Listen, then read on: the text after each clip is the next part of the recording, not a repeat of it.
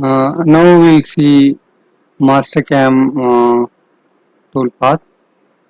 There is a toolpath called a dynamic toolpath.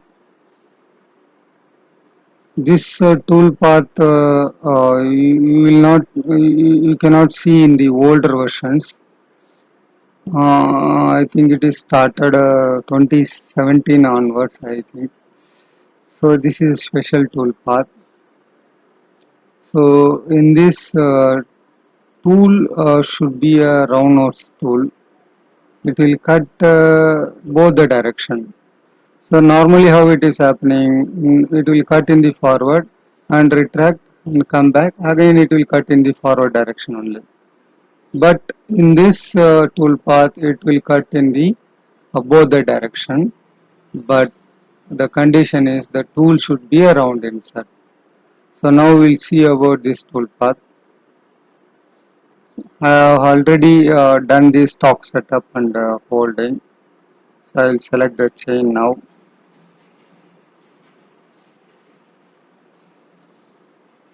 So I just selected the tool. The tool is around inside. I'll modify the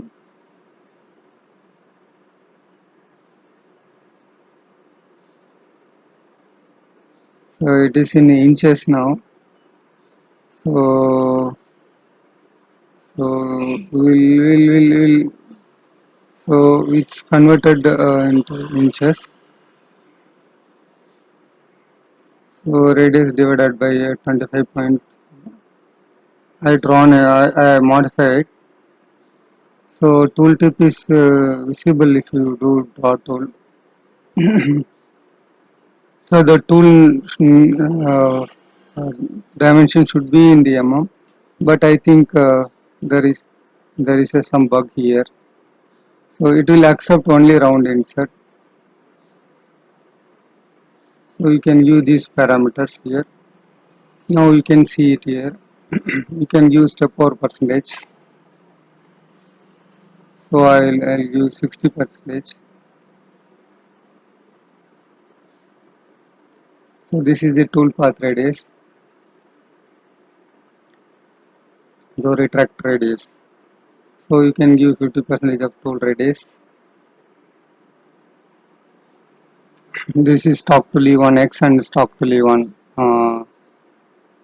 Z. If you want semi finishing, you can switch on. Now we are not doing.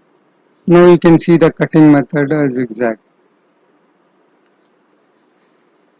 So in normal machining we never selected zigzag, but in this option we can able to do the zigzag. So if you want to adjust the stock, you can adjust.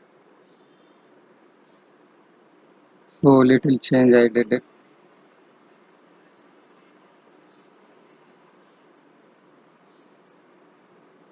You can switch on the flange parameter and you can. So I just accepted. Now it does the calculation. So now you can see that.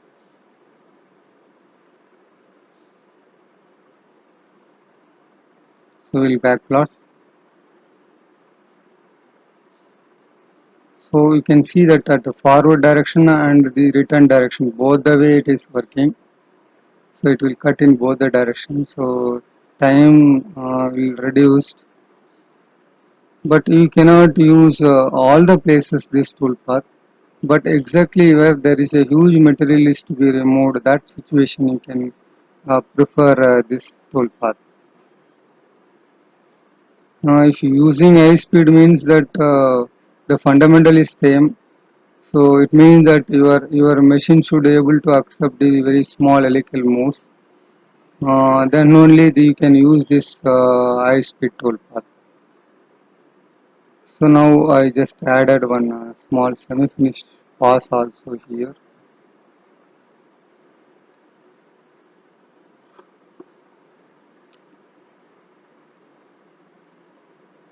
This is roughly.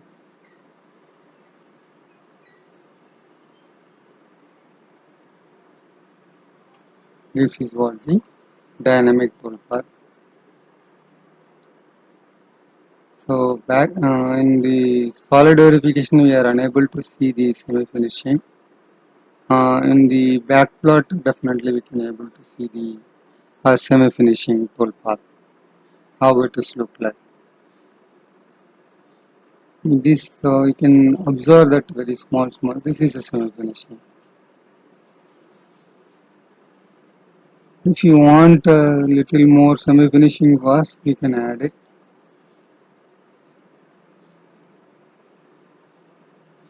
Step over, I given 0.25 and 2 passes. If you don't want to keep any stock, make it 0.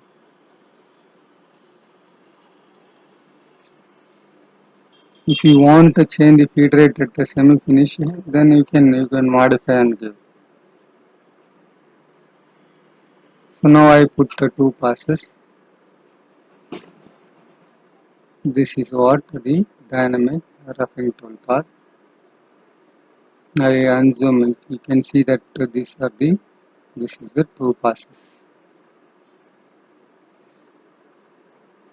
You can, if you want to check it by backplot.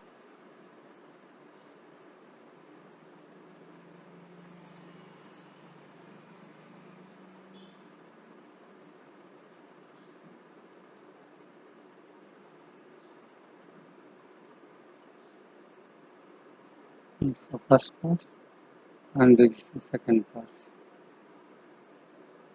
This is high speed dynamic rough tool path.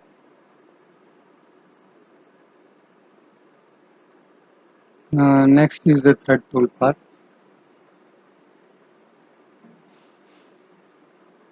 Thread tool path we will see in the separate class. Thank you.